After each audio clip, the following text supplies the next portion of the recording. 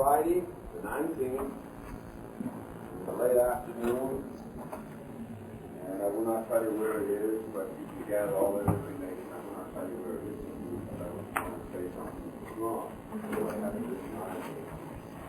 You're responsible for the whole semester, the lectures and the reading. There probably will be 2 questions. And they will not necessarily be one of the lectures and one of the reading, because I'll expect you to use the total information you have to answer these questions. Now, the course has consisted of my efforts to increase your understanding of the world of the 20th century, not only the world of the third block, the underdeveloped areas, whatever you want to call it, but also our own Western civilization, and for the last month, about our own United States, which is, of course, a part of Western civilization. Today is my last day of teaching, and I have been teaching for 41 years on the university level. If I were to go back a little, I'm 45 years older than you. And 41 of those I've been teaching in universities. If I were to go back to my stage that you're in, let us say sophomore year, some of you are sophomores, but I'm assuming you're sophomores, you're about 20. We're in a tremendous crisis in the United States in 1930. Today, 1975, we are in a much worse crisis. The crisis that we were in 1930 was a crisis it took me many years of analysis. I was studying at that time economics. And I found by early 1931, in other words, before the final exam of the first semester of my economics course, that economics was an enormous accumulation of myths that had very little relationship to reality. For example, we were in an acute depression with 13 million, 1/4 of the employed of the United States, unemployed. In Germany, it was even worse, their situation. And I finally came up with what seemed to me an explanation. I'm going to put it on the board here. This is the crisis of 1933. And it consists of something like this.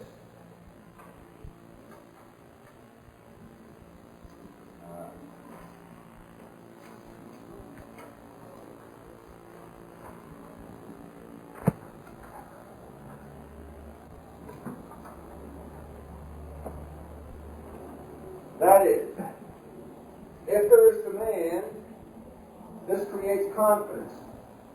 If there is confidence, this leads to investment. If there is investment, this creates purchasing power. If there is purchasing power, this creates demand. There was inadequate purchasing power. The result is there was inadequate demand. The result was there was little confidence and no investment.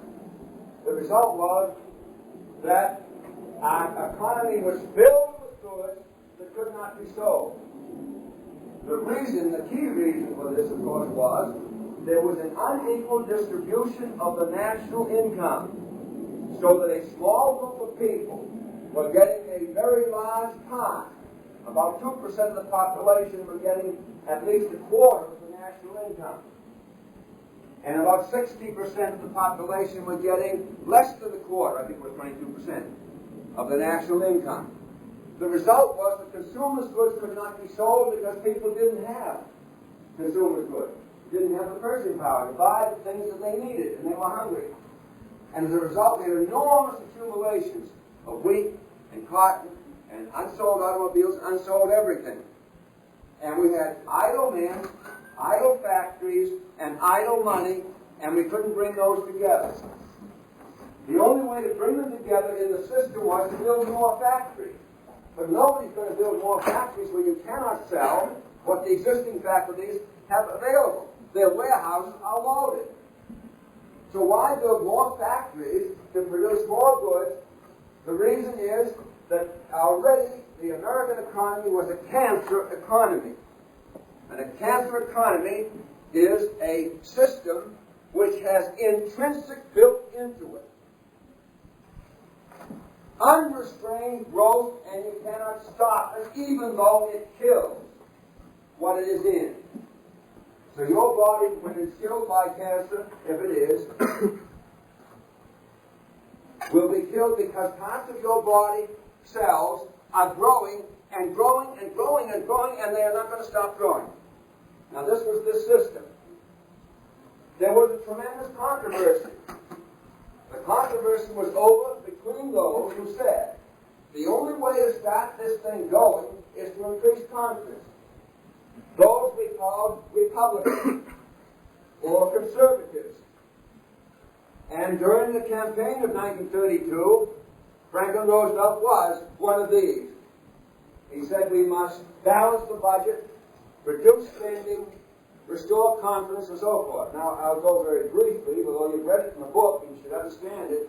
They increase confidence by increasing the value of the money, of the dollar. In order to keep the value of the dollar high, they said you must keep on the gold standard. In order to make the value of the dollar high, and you know this now, you must have low prices. Because the lower prices go, the more you can buy with a dollar, and this increases confidence in the dollar. So the people who are concerned with the value of the dollar are the people who have savings, and they will not invest those savings unless they see that the value, the prices are low. Furthermore, they will not invest savings unless they see the costs are low. Because if you drive prices down, this decreases wages, decreases rents, decreases the cost of material. Here it is: land, labor, materials, energy, legal costs, management. If you are going to invest, you're going to spend money for these things. We call that rent, wages, cost of materials, cost of energy, fees for lawyers, salary for management, and so on and so forth. And you are going to do that, then if costs are low, but what had happened here is, you're not going to do it because you also have to sell the goods you can produce. And that's a question of purchasing power. So what the New Deal did, and the New Deal was not a success.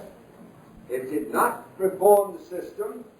In fact, Franklin Roosevelt was an extreme conservative. And you can, what you've read in the book would show you that. For example, he had the right to issue 50 million, was it, in greenbacks, and he held that for more than 12 years and never issued a dollar. In other words, he could have just printed money and given it to people to increase purchasing power. Instead, he thought that if he put purchasing power in here, and this is the New Deal, this is Keynesian economics, put purchasing power in there, the system will go. The old method, Herbert Hoover and the bankers and so forth said, increase confidence there. But for them, increasing confidence means deflation. So this is a deflationary crisis. Today we have a totally different kind of a crisis, much worse. For one thing, it's an inflationary crisis. You can see that. The reason is that banks have changed totally their role. Back in that period, banks had a creditor status. That is, money was owed to them. Creditors like low prices. Inflation injures creditors because it makes the value of the money owed to you greater. You have to understand these principles, either from economics or from what you've read in my book. Because of the fact that bankers were deflationary here, they held only credits. And any organization they controlled held only credits. For example, they controlled insurance companies. Insurance companies invested their money almost entirely in bonds. They controlled various other banks. These various other banks invested their money only in bonds. There was one man who dominated this whole economic system of 1930, J.P. Morgan. and you read about it in my book. J.P. Morgan largely controlled and certainly controlled the investments of Harvard, Yale, Columbia, and a number of other places. But not Princeton. It was controlled by the Prudential Insurance Company through a man named Duffield. And when Duffield's president was president of Princeton for 25 years, I guess this is in the book, I don't take time to tell you, they presented him with a car. He immediately went out and killed himself and his wife by running into a tree. So Duffield made himself president of Princeton for 1 year. And then he met a man who was so stupid, so insecure, that he knew he would obey him. So he made him president. His name was Harold Dodd. And the dean of Princeton said to me one time, "Good God, we can't stand this guy." I lived with the dean of Princeton in his house, in part of his house, in separate ends, separate part, but I lived with him. His name was Godolphin. He said, "We can't stand this guy." He says, "Jim Conant may lead Harvard down a rat hole, but at least you lead them." Because what happened, Duffield put Dodd in, and he died, leaving Dodd for years with no one to tell him what to do. So he had breakdowns every 2 years, and they had to hide him away for 18 months. And yet he remained the president of Princeton. I know these things because I know these people. I lived with them. On a daily basis, I knew what was happening, both at Harvard and at Princeton. My first job, 41 years ago, was at Princeton. They found me back to teach at Harvard. Now, this then is a totally different system. All the universities were in endowments, were in bonds, not in stocks, not in equities. They set up foundations. Foundations were invested in bonds. If you are in bonds, then you want deflation because you are interested in the value of money. But if you leave bonds and cease being a creditor and become an owner, then you have everything that you want in what we call equity. And if you're in equities, you want inflation. Today, all the banks, all of the endowments of the old universities, and all of the holdings of the Rockefellers are in equities. I have a very extensive list of the holding of the Rockefellers. The Rockefeller family today is much more dominant than J.P. Morgan was back here. But it's an entirely different system. They own equities. These people had claims to wealth. Therefore, they were deflationary. Today, we are in the middle of an inflation, which is deliberate. Now, I cannot produce telephone recordings which prove that these bankers is deliberate, but it's perfectly obvious to anyone who watches. For example, the interest rate, the discount rate, by the chief banks in New York, controlled by the Rockefellers and their associates, in the past year and a half have lowered the interest rate from 12% to 7%. Nothing could be more inflationary than that. Now, in a moment, eventually, at the end, I will explain why they're doing this. There's a very good reason for it. In the meantime, let's look at our economic system.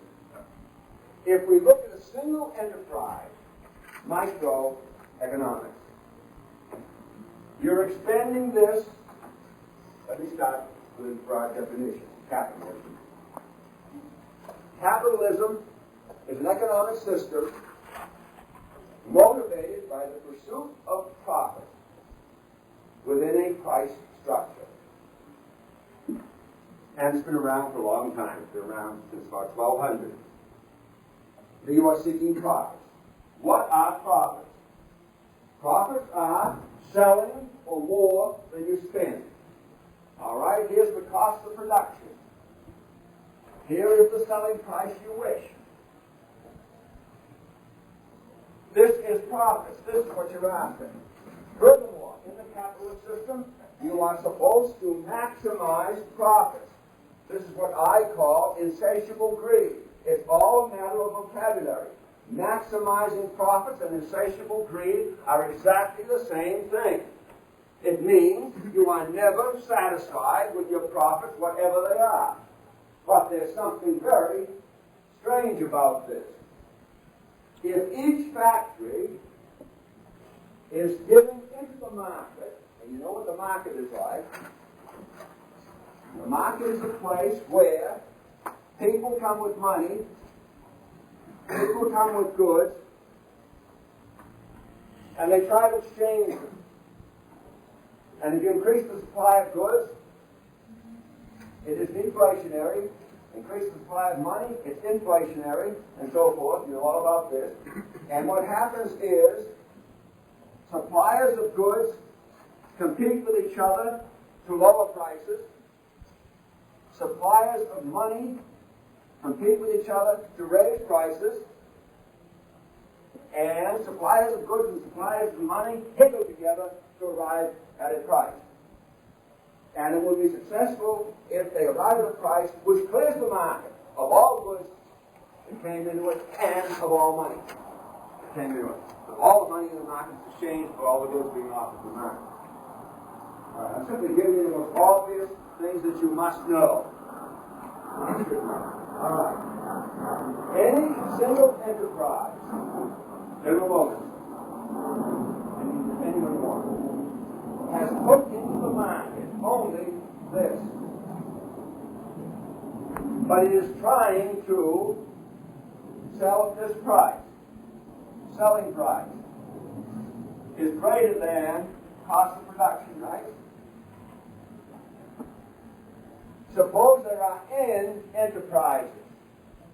N enterprises put N times selling prices into the market, and they're now trying to take out N times, I got the other way around.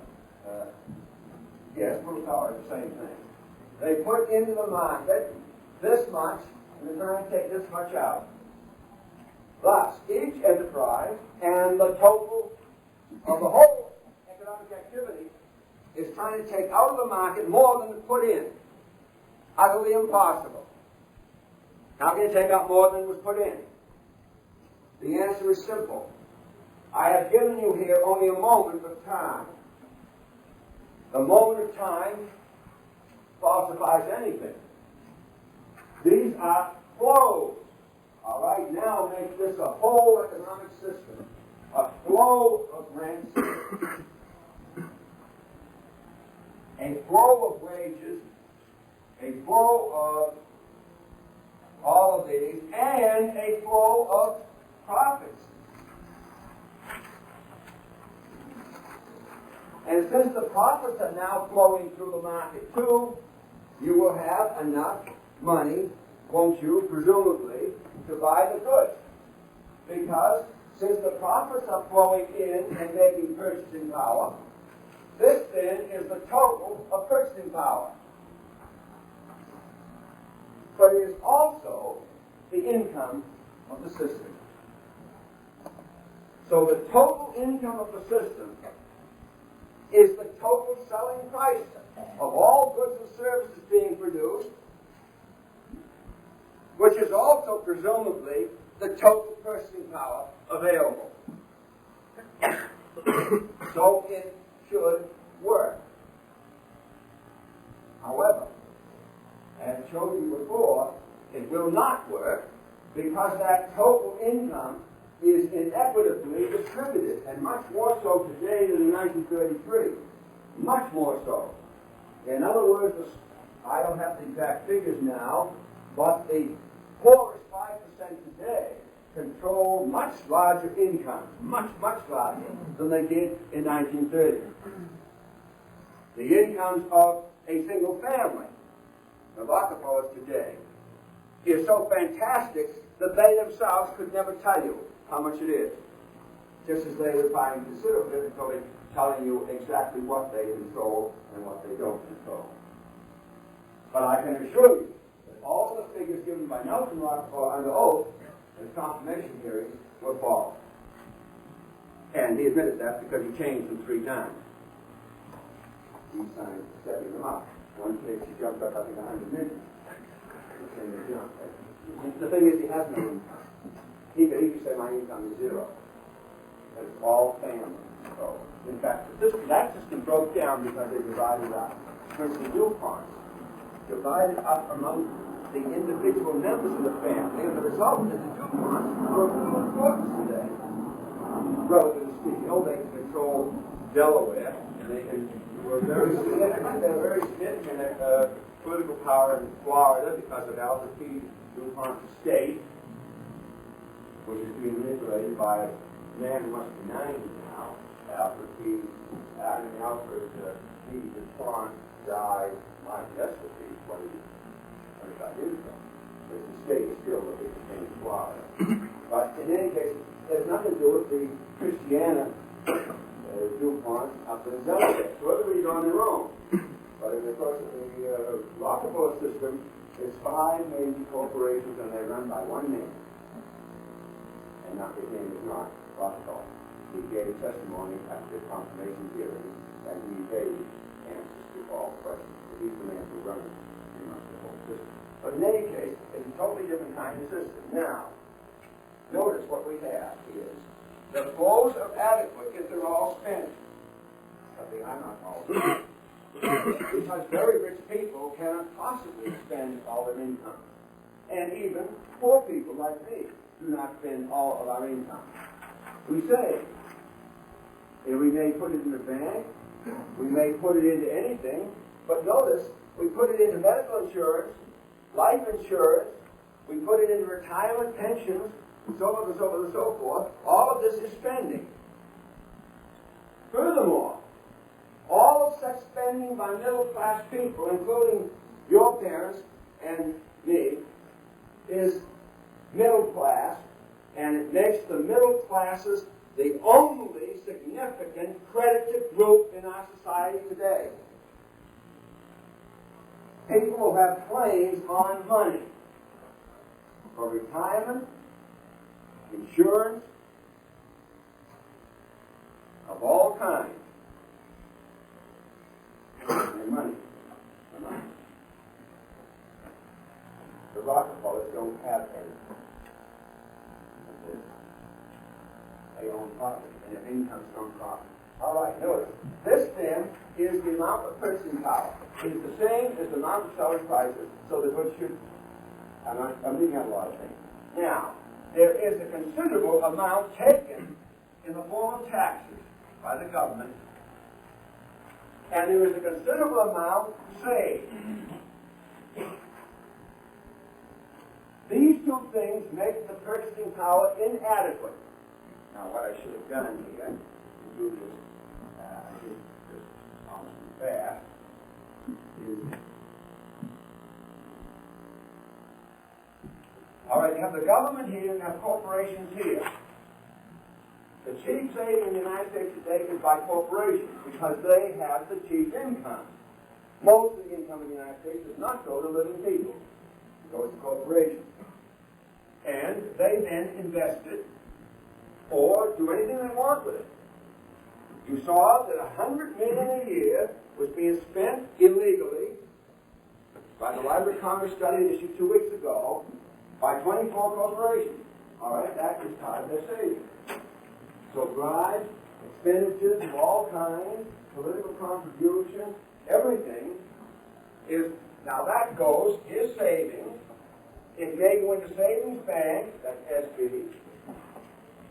It may go into investment banks, that's what J.P. Morgan was. By investment banks, I mean you buy securities or bonds. Or it may go into commercial banks, and they presumably will put it out into the system as investment. All right, so we'll say his savings coming in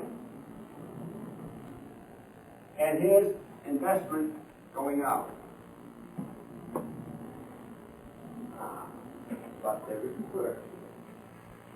Credit. Commercial banks can make money whenever they please. They can increase or decrease the supply of money. And this is well established, and I give you quotes in my book from innumerable authorities, beginning with Gladstone in 1852, where the thing hardly got started, and ending up with the Wall Street Journal, I think in 1931, is the quotation that I have in my book, and I have a number of other quotations from people. Reginald McKenna would be the chief one. Reginald McKenna's quotation, and he was Chancellor of the Exchequer in England, and was the chairman of the board of the largest banking system in England. In those days it's called the Midland Bank. All right, they make money, so here's credit, which is a money-making thing. This means that they can put into the system here more than came out here, if they wish. At the same time, of course, the government is taking money in taxes. But notice, taxes come almost entirely from natural persons. Now I'm going to put a dichotomy here.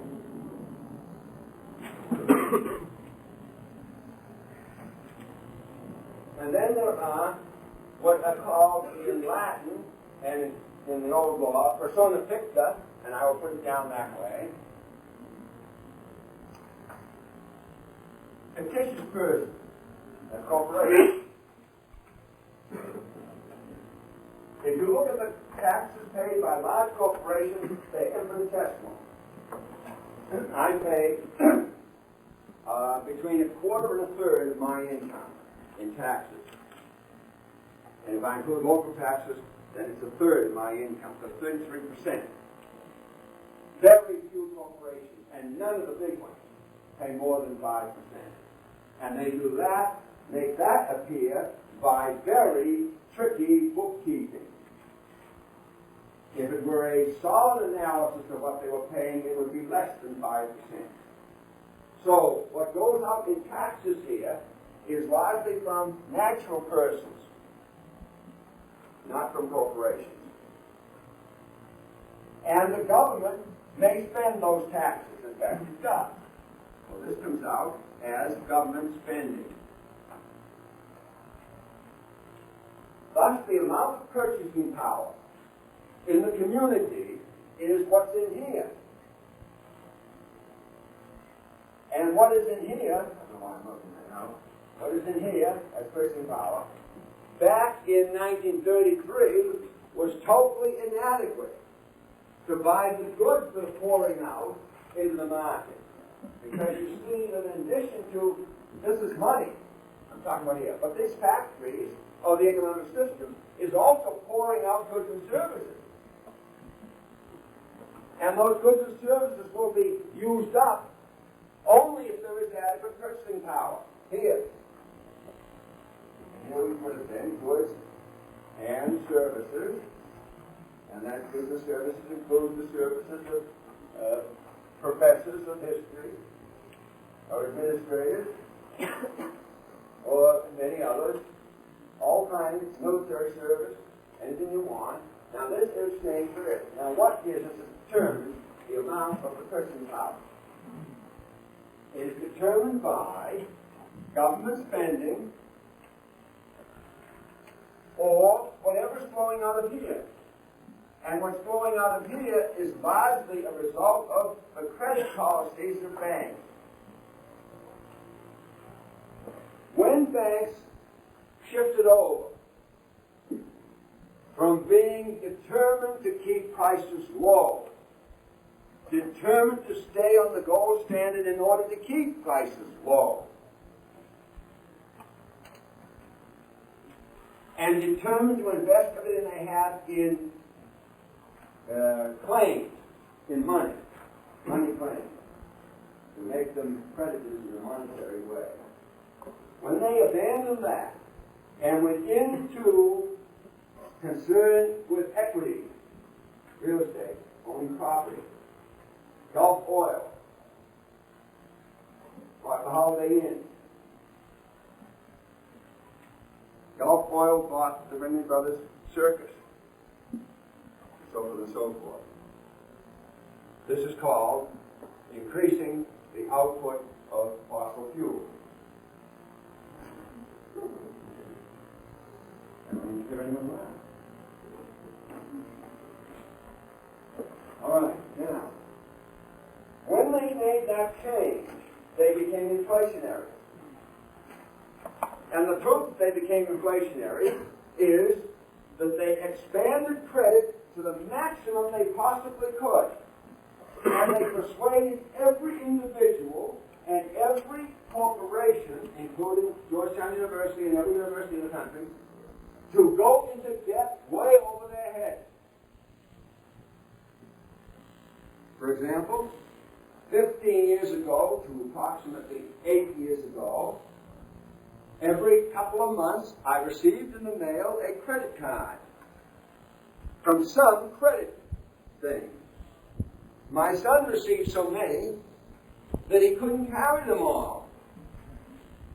And they then had wallets that were this small with transparent. 34 now. Never sees any money or touches any money.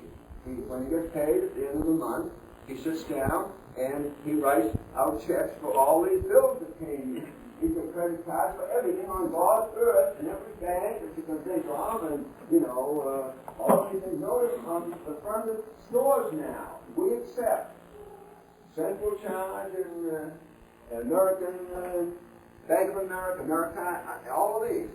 This is a new thing.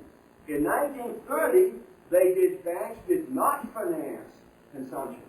Consumer goods. They only financed investment. And you could not borrow. That's why, if you wanted to buy an automobile in 1930, 40, 50, you had to go to a finance company, not a bank. And Ford Finance had their own finance company. General Motors had their own finance company. And they concealed what they were charging you. They were charging you 18 to 20% interest. And this is why the government passed this honesty in lending thing. They have to tell you now precisely at each monthly payment what goes for interest, what goes for reducing the amount of the debt, and what the rate of interest is, even only 160 days on an annual basis. But notice, financing consumption was a totally new thing. Furthermore, they poured these things at you, and today, almost every person is over their head in debt, particularly of the lower classes. It is not true of the middle class. The middle class has certain restraints. The lower classes do not. They are deeply involved in debt. And the credit card, they buy all their cars, everything are on credit, and you can buy all kinds of cars that were recovered because somebody couldn't keep up the payment. They don't bother investing. They don't care about your credit, really. They sell it to you and then can recapture it if you don't make the payments more than a couple of months. And then they can still sell it, and they have got a couple of months payments from you, and they sell it to somebody else and get a couple of months payments from him, and so forth. Where things go. Now, what we have today then is tremendous amounts of credit coming into here, but notice it's privately controlled. Furthermore, it is almost impossible to find out what's going on. Wright Patman, who hates banks, just like Henry Ford hated banks, is the head of the House Committee on Banking. Has been for years. They've tried everything they could to get rid of him. They can't get rid of him. He had an investigation about 6 years ago on commercial banks like Morgan Guarantee, National City, First National is now. See, what they do is they absorb others. The Morgan Guarantee, of course, went out of existence. Morgan Partnership went out of existence in 1940, incorporated, and then it went out of existence as a significant bank. But it was merged with one of its commercial banks, Guarantee Bank, and so forth. All of these banks are pouring in credit, but they are all holding equities. Now, the Wright Patman Committee produced a 2-volume two-volume study of the holdings of commercial banks. And every effort is made to suppress that. We do not think things can be suppressed. I assure you, books, government reports, all kinds of things can be suppressed. I tried to get a copy of this two-volume report on the credit bank in the United States. And I was told by the Speaker's office, the Speaker himself would not get the copy. That the copies were locked up in a back room, and the employees themselves were searched every time they left the room to make sure they were staying in their own house. Now, it's foolish for me to tell you that I do have that report. Let me give you another example of what's going on. Someone break into my house. I know many other reports that have been suppressed. I could give you this from the history of just books, and I told you about books that were suppressed. The one on the China robbing in American politics was suppressed. The same in my own book was suppressed, both of them by McMillan. And there were various other groups, books that have been reports that have been suppressed. For instance, Howard Kilgore, Senator Kilgore, West Virginia, for years sent me all the reports of his committee on monopoly and similar things, and some of these were suppressed. One in particular was suppressed. So the suppression of information. The reason that they want to suppress information is this. This is the chief reason. We now have mutual funds. In the old days, if you wanted to buy shares, this is an equity. You bought 100 shares of General Motors. And this means you could share in their profits, if any, with what's called a dividend. Today, however, they have corporations which buy shares and collect the dividends, so the dividends, they own shares of all kinds of corporations. The dividends come in and go through, they take what they want for themselves, and then they pay out to the people who bought shares in that investment. It's called investment fund. It's called a mutual fund. Now, anybody who invests in a mutual fund is really pretty much nonsense, because they take out such a share that you do much better to just take your money and put it in a food processing corporation. Food processing corporations for 30, 40, 50 years at least, and I used to follow on a monthly basis, very carefully in New York. We're earning 12% or more, even through the Depression.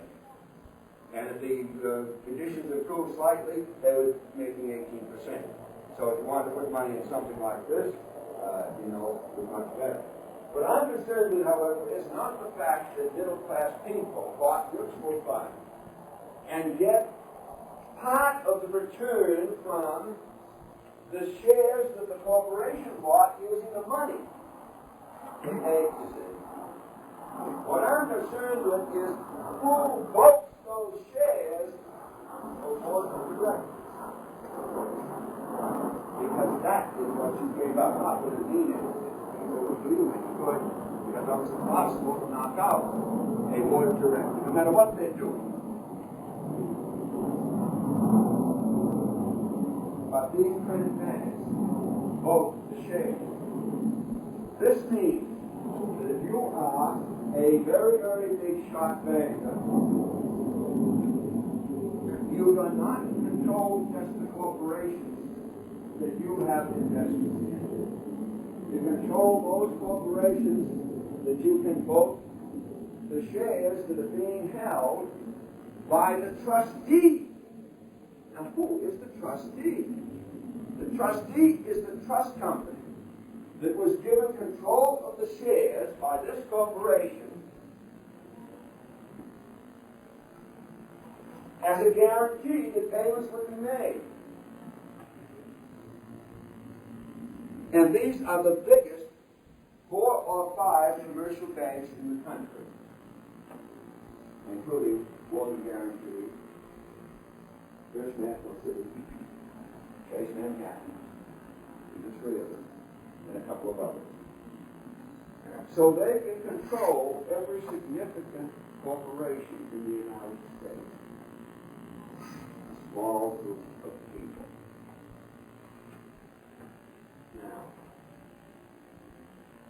Now savings are automatic. Oh, suppose the government has an unbalanced budget. This means that the government is putting in saving, in spending here, more than it's taking from the people in taxes there. They have to get that from the banks. When I do the diagram here, I put the banks up here, but it became too complicated.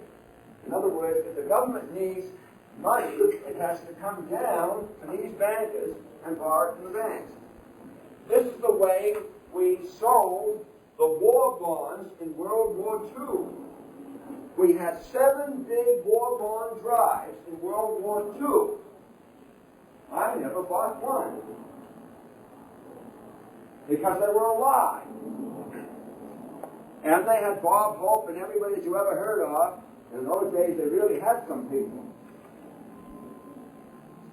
Some female actresses in Hollywood. You saw the figure that came out yesterday. There's only one female actress of any significance in Hollywood today. And I do not go for Barbara Streisand. She's not my type.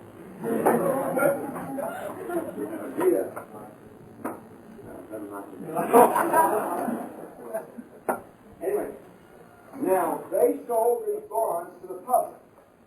Series D. That's a lot. The drive went on for 60 days or 90 days, or whatever they said. And they gave occasionally a score. They were going to raise $7 billion. And they said, at the end of the 60-day drive, let's say, at the end of the 50th day, they had sold almost $1 billion. All right, on the 61st day, you read in the newspaper, the big sevens went over the top, the victory drive. Every one of them went over the top. It's a lie. What they did is, just before midnight, on the last day, they gave the rest of them to the bank. And the bank is paid for them instead. Now the difference here, you read in my book, there's all the difference in the world between financing a war and selling bonds to people. That is deflationary. But selling bonds to a bank, that is inflationary. Because they create the money to buy the bonds and adds, therefore, the supply of money.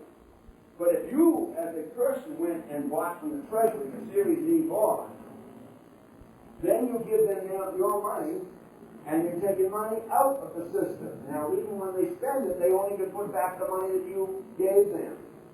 And they do not increase the supply of money. The result is that the whole system today is inflationary. It's inflationary because that is what the small group of people who really dominate the system want. And they want it because they are in equity. Now, the real reason they want that is not just because they value their equities going up. Every piece of land they own, every security they own and control is going to isn't that. It's that having pushed credit to the absolute limit in everything they control, including everything in the United States, today, every significant entity in the United States, that includes corporations, is technically bankrupt. By technically bankrupt, I mean that their assets are less than their debt. Now, you know a lot of these, and they'll always tell you it's crookedness. Well, sure it's crookedness. Even the ones that didn't go bankrupt are run crookedly. But you know Boeing, Penn Central, New York City, Lockheed,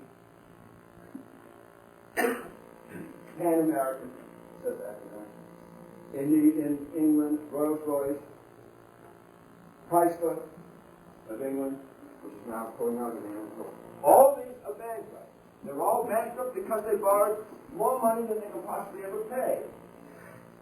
All right, what you do is exactly what the Germans did in 1923. That is, you deliberately inflate. If you can double prices, you cut the burden of your debt in half. Because if you double prices, you can sell if you're making Quaker Oats. If you double the prices, and they certainly did double now, it's 110. It's $1.10 for 2 pounds of Quaker Oats today. Even though you can buy it in the health store for 29 cents a pound.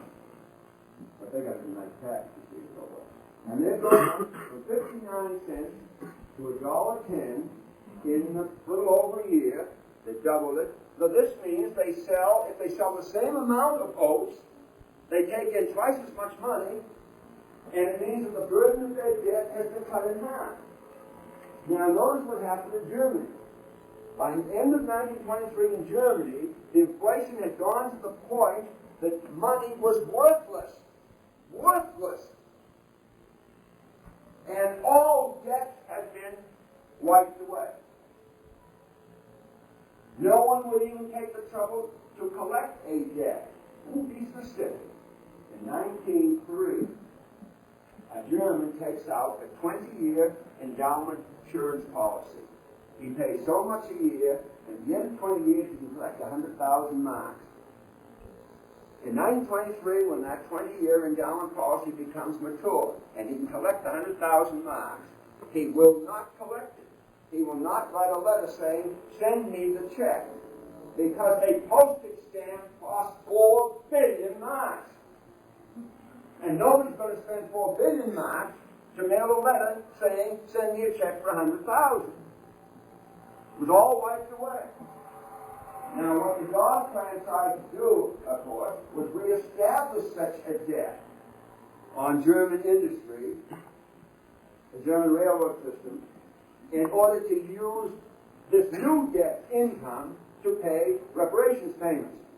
That was the Dawes Plan, 1924. But of course, then they wiped that away, isn't it? J.P. Morgan did all of this, as you know, reading my book. The Young Plan, this is January 30, and so what were all handled by him.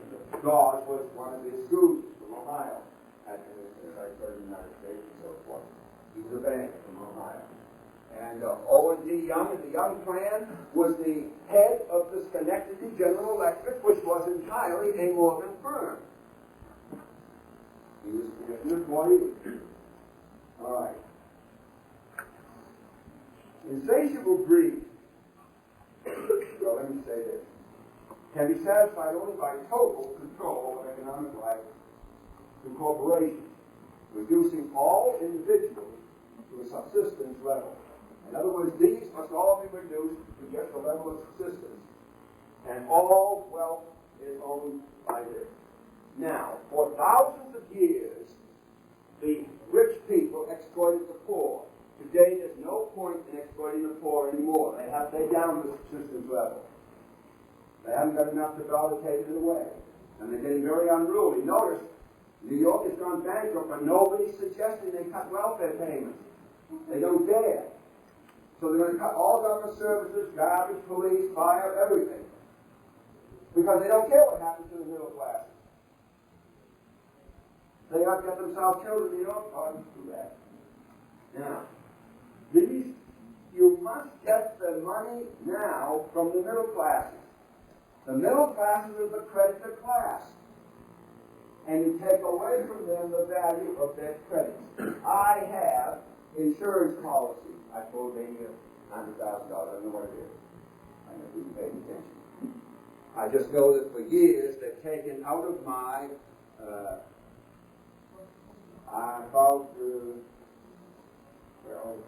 hundreds of dollars a month. They're taken out of me for retirement and do various things. Now, all of these will become valueless as the inflation continues. So you'll ask, why is this? Notice, I told you, the liberals want to destroy communities and create isolated individuals. I bet you in Boston, we took yesterday over of Boston High School. He and Jeff are going to run himself. If conservatives want to reduce government expenditures. Remember the system I put up here. Government, corporations, the field of action, communities, individuals. And they all act in the field of action, which is public decision-making. Corporations and the corporation people want to destroy government. You see Jerry Ford constantly saying we must reduce the role of government. The Secretary of the Treasury is committed to reducing the role of government to nothing if possible, because he's a devoted disciple of Ayn Rand. Devoted, and of course personal friend. They're going to reduce government to almost nothing. And that's what the conservatives are doing. The liberals want to destroy the unities, like this guy. If you destroy both government and communities, what you really is corporations and atomized individuals. And that's what they're working for. It won't work. For this reason, you cannot retain law and order with atomized individuals. Here they finish this metro subway system. Very few people will ever go on it, will not be safe. You can only control human behavior by internalized controls, not by externalized controls. And you can only get internalized controls in communities. So what we have is the conservatives and the liberals are both working for the same goal: to reduce our society's atomized individuals. And they will then be subject to corporations kept at a subsistence level. Well, I'll never get that far. Because you can always opt out. Opt out if you want. You can always start eating organic food and doing things that are important. Time is up. Thank you very much.